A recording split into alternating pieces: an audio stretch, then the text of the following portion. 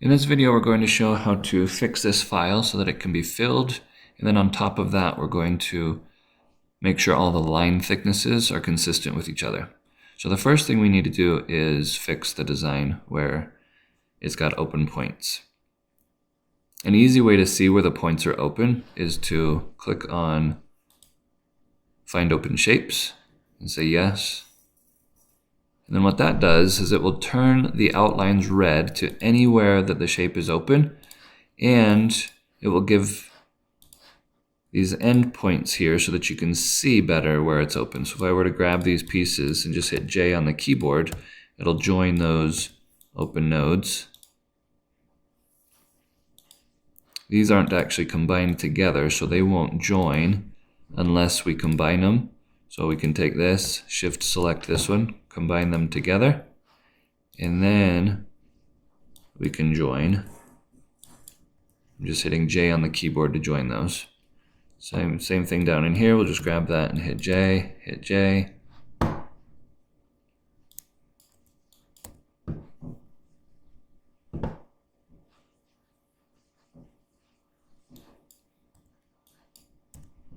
So now that that's joined, you can see that it's no longer showing those endpoints. It is still red, so we can right click on the black in order to get it to not be that color anymore, or we can just grab the whole panel and hit F on the keyboard, and that will fill it with grayscales.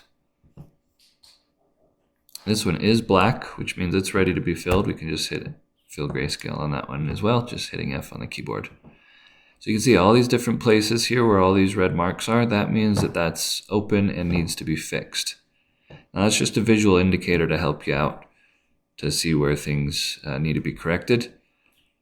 One thing that you can do is you can use virtual segment delete holding shift. If you just drag a box around everything, anywhere that there are overlapping nodes, it will join those overlapping nodes, which should really cut down on the amount of places that we need to fix. So now you can see there's only a couple places that need fixed as opposed to fixing that whole thing. So this is one right here. We'll just grab those and hit J on the keyboard. You'll also see that there are a lot of nodes in this particular design. So if we want to speed this up a little bit in working with it, if we double click the shape tool, it will select all of those 13,073 nodes. And then we can just hit the reduce nodes button up here. Reducing nodes will get rid of most of the unwanted nodes, but we're still left with 5,372. Basically, it's going to reduce the nodes without changing the look of the design. So if we zoom in here, if I undo and then redo, you're not going to see any changes as I undo and redo. It's reduced the nodes, but it's not really changing the look. If we want to reduce them further, we can smooth this out. Usually anywhere between 5 and 10 is usually pretty good. So I usually use 7. And that's now reduced those nodes down to 2,000 instead of the original 13,000. So that's a lot better. And it doesn't change the look of the design too much. It's going to change slightly, but really not a whole lot. And so I'm good with the way that it looks there. Again, these ones here, I'm just going to grab the two nodes and hit J to join them. Same thing here, just grab those two nodes, hit J to join them.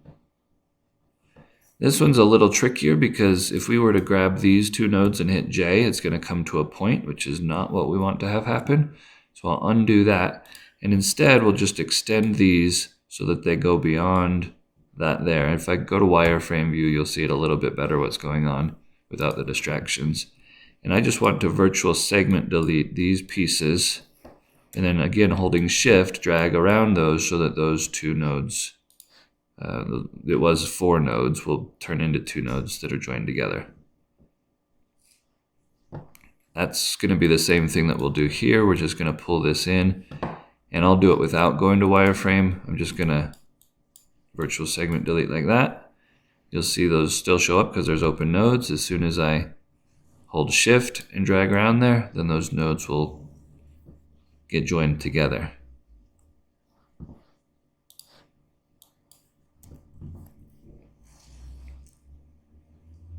So I'm just working my way around this design anywhere that there are open pieces. Now I could, if I wanted to, use join curves, and join curves will fix most of this stuff.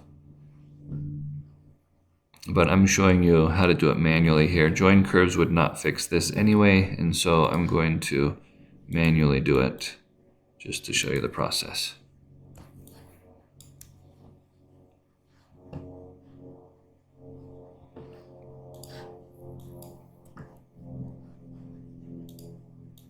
This one, I thought I had joined them, but maybe not.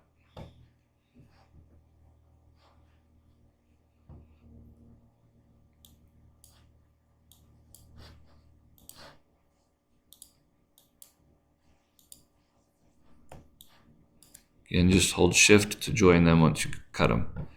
Now this one's a little trickier because the problem here is that we've lost the outline around her head. If we zoom out and come over to this side, you'll see that he has an outline around his head. So we really need to rebuild the outline around her head in order for this to work. So I think what I'll do is I'll just take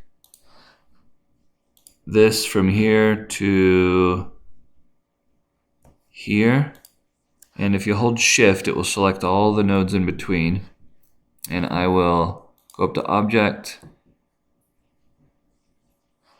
edit,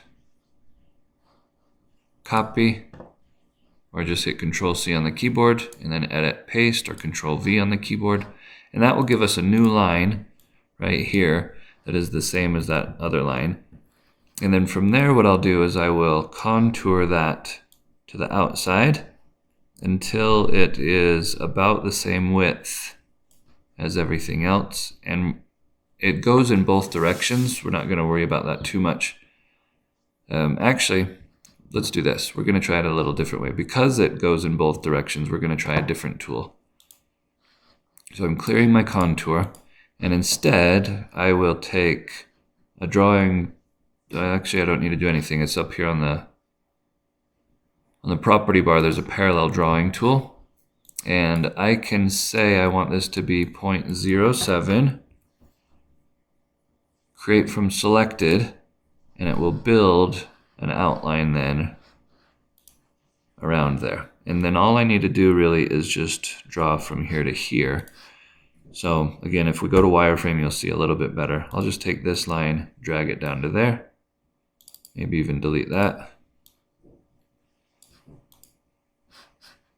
And then this one that overlaps, we do want these to overlap so that virtual segment delete can delete those pieces we don't want. Holding shift, we'll join those.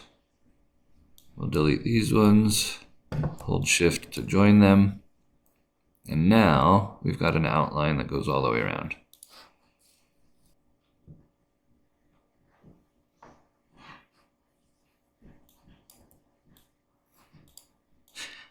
So we'll just keep going around and finishing this up to get it completely closed.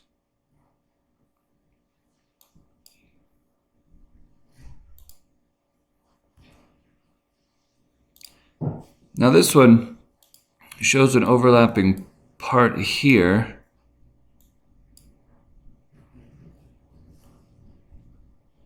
Oh, you know what that is? That is the piece that we originally used. That was when we copied and pasted. So this piece we don't actually need anymore. We'll just hit delete.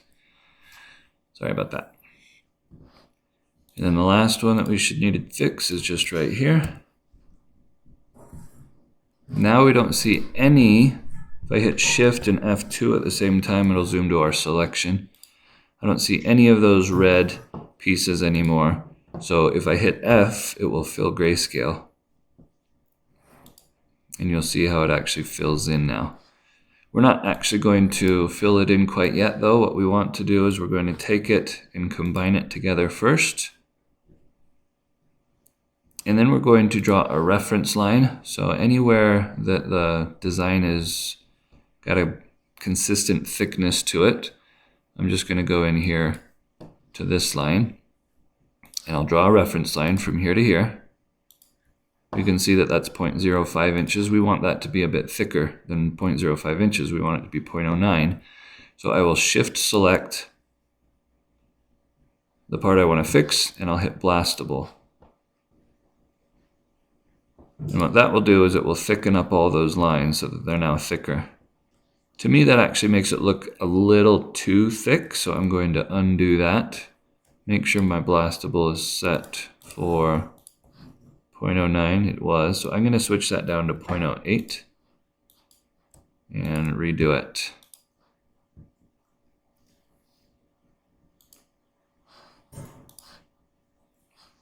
And then I'll also take an apostrophe in MD Vermarco and put that over here because it looks like one doesn't exist.